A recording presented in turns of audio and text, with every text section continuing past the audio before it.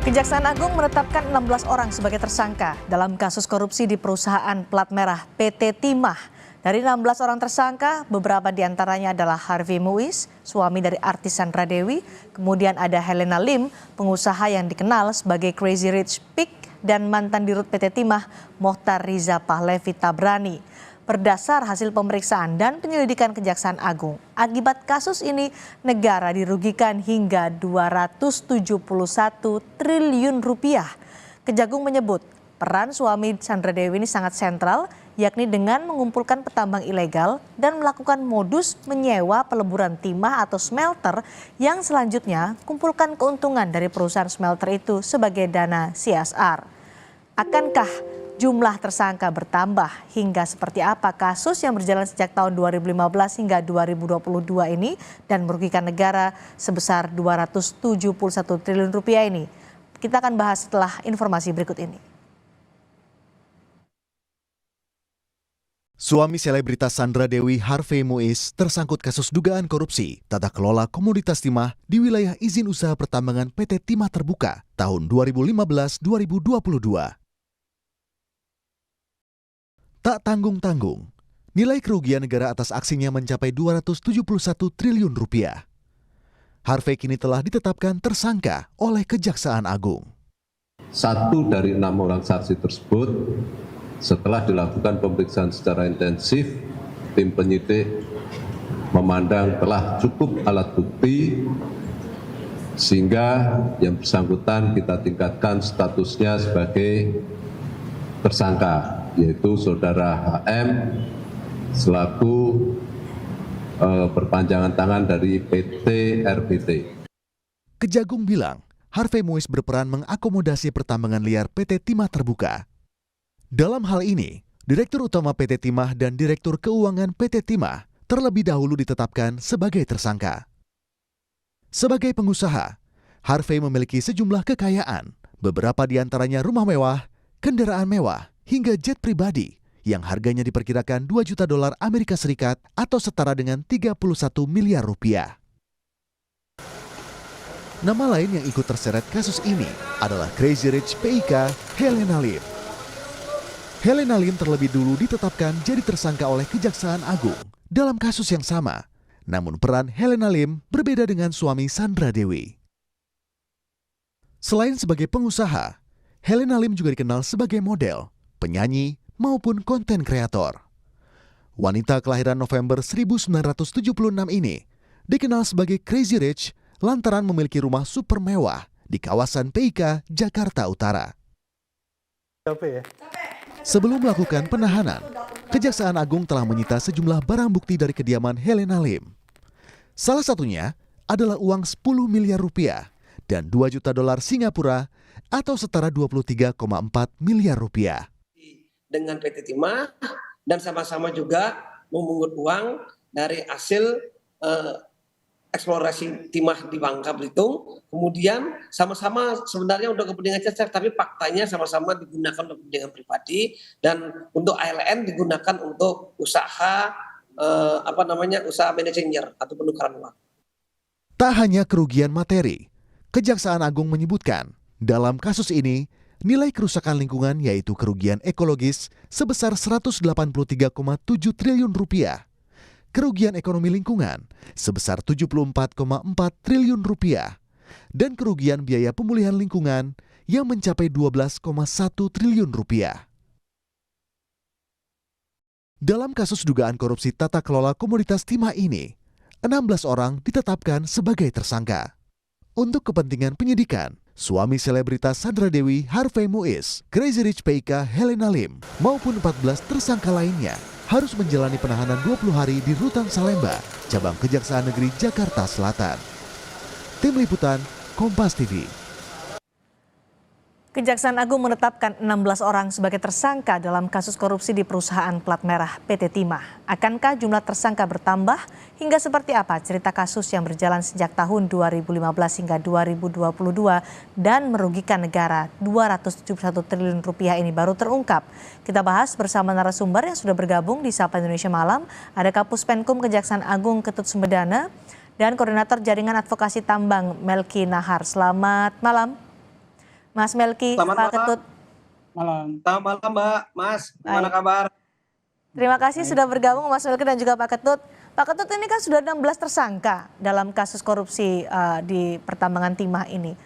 16 kemudian kasusnya dari 2015 sampai 2022. Kenapa ini baru terungkap dan sebanyak itu tersangkanya? Gini, teman-teman media masyarakat dan apalagi jaringan masyarakat tambang Indonesia ini harus bersyukur ya dengan adanya pengungkapan perkara-perkara big fish yang dilakukan oleh Pak Jaksa Agung akhir ini. Salah satunya ini bukan main-main dengan kerugian begitu fantastik ya, 271 triliun itu yang dirugikan bukan hanya negara, bukan hanya masyarakat, tapi dampak next generation ini juga menjadi kerugian kalau kita tidak tangani secara serius perkara-perkara seperti ini.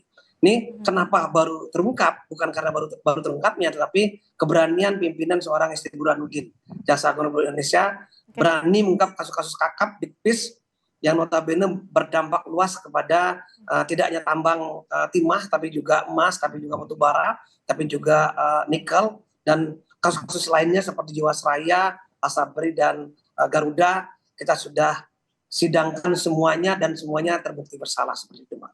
Oke, baik, 16 orang terbukti bersalah kalau dari versi Kejaksaan Agung. Mas Melki, gimana Jatam melihat kasus ini yang kemudian diungkap oleh Kejaksaan Agung? Apakah juga bertanya-tanya kenapa baru terungkap?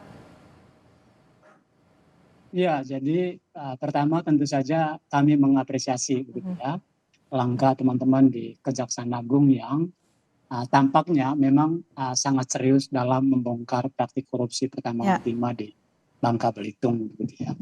Meskipun sebetulnya di Jatam itu kita ada beberapa catatan yang mestinya menjadi perhatian teman-teman di Kejaksaan Agung begitu ya.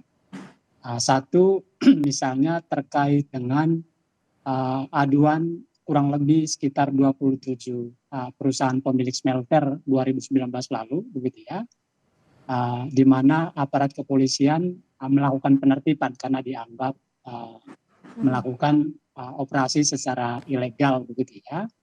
Dan menariknya dalam konteks itu kita tentu saja support teman-teman di kepolisian. Tetapi kemudian masalahnya ketika perusahaan-perusahaan ini justru difasilitasi gitu ya untuk kemudian bisa bermitra dengan atau bekerja sama dengan si PT Timah itu sendiri gitu ya.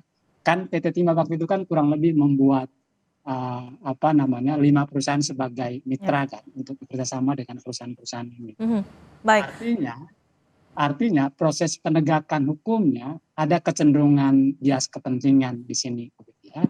Karena jelas-jelas tadi praktik kerjasama antara beberapa perusahaan ini dengan si PT Timah kan bermasalah. Lantas kemudian tidak ada penegakan hukumnya dari aparat gitu ya. Tetapi di saat yang sama tadi 27 perusahaan smelter kan justru ditertibkan. Artinya ada bias kepentingan di situ. Itu yang pertama. Lalu yang kedua, dan saya kira ini menarik, mereka-mereka yang terlibat ini kan Pak Ketut tidak hanya mendapat keuntungan secara finansial kan. Tetapi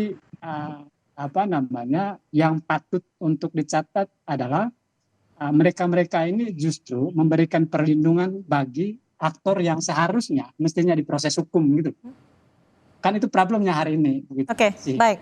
Pak Ketut. Berharap sebetulnya dengan teman-teman di Kejaksaan. Pak Ketut, ini jumlah tersangka 16, apakah masih ada kemungkinan masih bertambah lagi?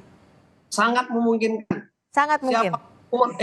Siapapun yang menyebabkan suatu kerusakan yang begitu masif di Bangka Belitung ya terutama ya, dan siapapun yang menimbulkan suatu kerugian negara ini kan masih berproses terus ya. Ini tiba-tiba kita tetapkan satu kan berproses terus karena tenaga juga kita tidak terlalu banyak ya. Artinya Mas Melki jangan khawatir gitu ya. Jangan khawatir, jangan praduga dulu ya. Kita tetap bekerja sebagaimana harapan masyarakat dan harapan teman-teman NGO dan media tentunya.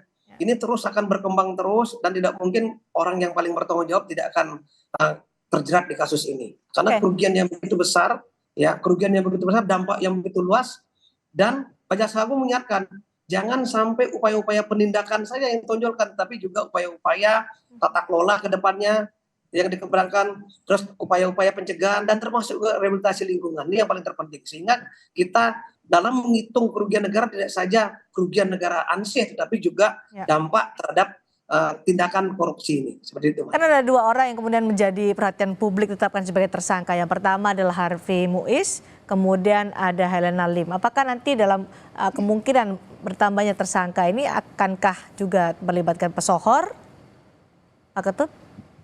Saya kira akan mengarah ke sana semua ya.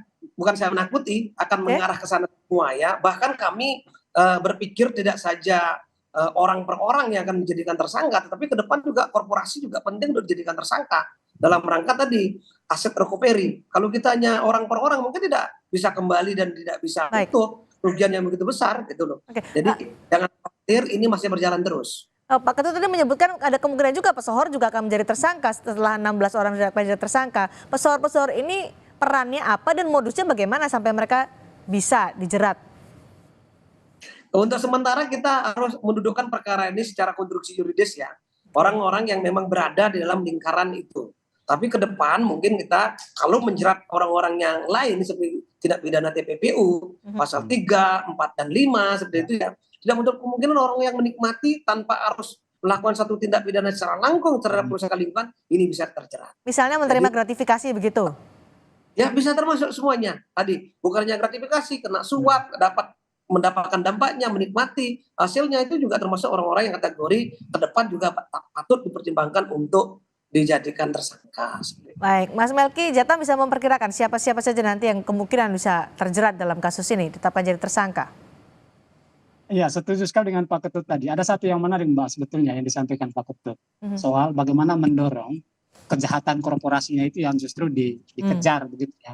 Nah ini menarik karena dalam catatan kita, tren Indonesia ini kan jarang Pak Ketut gitu ya. Kita lebih banyak menyasar aktor individu begitu ya. Dan terlihat aneh memang karena dalam konteks tertentu kan kita seringkali menyasar mereka-mereka yang barangkali secara power kurang begitu ya. Jarang sekali menyentuh aktor penting dari pelaku tindak pidana korupsi itu sendiri. Tapi ada catatan penting sebetulnya Pak Ketut.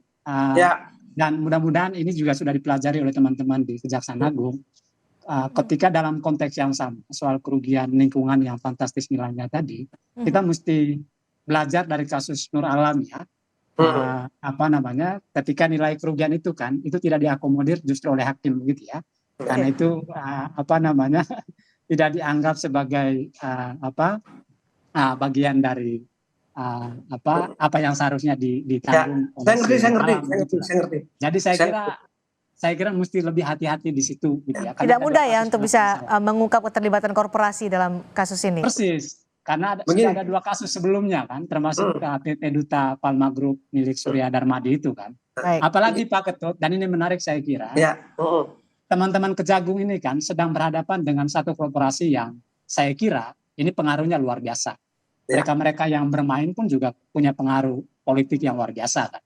Sehingga memproses kasus ini memang selain butuh dukungan publik, maka butuh transparansi juga Pak Ketut. Sehingga itu bisa ikut memantau, bisa ikut Baik, Pak Ketut silakan tanggapannya.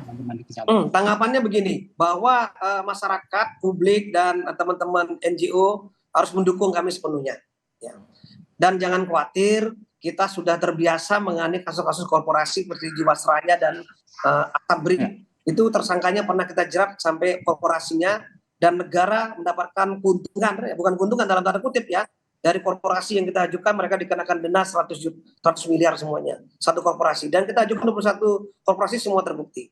Kemudian memang betul pernah kita mengajukan unsur perekonomian negara di kasus Surya Dharma ya, itu betul sekali. Tetapi yang lupa kita belum mengajukan korporasinya sebagai tersangka dalam perkara ini.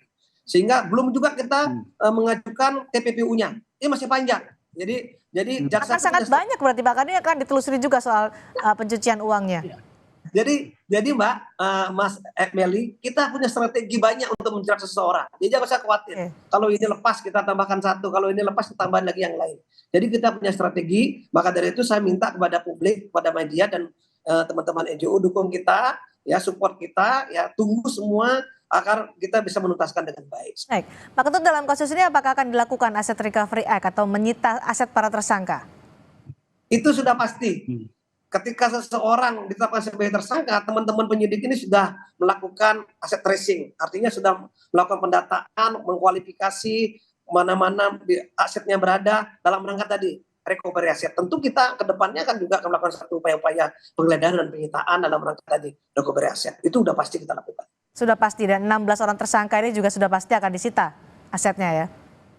Tentu, bukan hanya 16 orang tersangka, tetapi Nanti mereka yang akan kita sita. terjerat itu? Ya. Baik. Pasti, itu kita lakukan. Baik, Mas Melki, untuk mafia pertama ini juga melibatkan Pemda dan aparat kah? Ya, saya kira iya, karena pertambangan yang ilegal itu kan itu bisa dilihat secara kasat mata gitu kan. Dan itu telah berlangsung lama dan dibiarkan. Kan itu problemnya. Aparat penegak hukum sebelum teman-teman kejaksaan bergerak itu kan kesannya membiarkan. Jangan-jangan memang justru melindungi. Itu kan problemnya. Tapi barangkali yang penting juga Pak Ketut adalah, saya kira dengan munculnya kasus PT Timah ini, mestinya kan dijadikan sebagai pintu masuk untuk coba meninjau seluruh pertambangan timah yang ada di Bangka Belitung. Karena itu ugal-ugalan pertambangan ilegalnya, Pak. Itu gila-gilaan gitu ya. Sehingga kalau ini berhasil dibongkar sampai ke akar-akarnya, termasuk akar pentingnya, mungkin ini bisa memberi efek cerah begitu ya. Setidaknya untuk konteks yang besar, bagaimana menutup celah korupsi yang kemudian berpotensi pada negara kehilangan pendapatan kan. Nah, saya kira justru didorong ke arah sana dalam konteks besarnya begitu.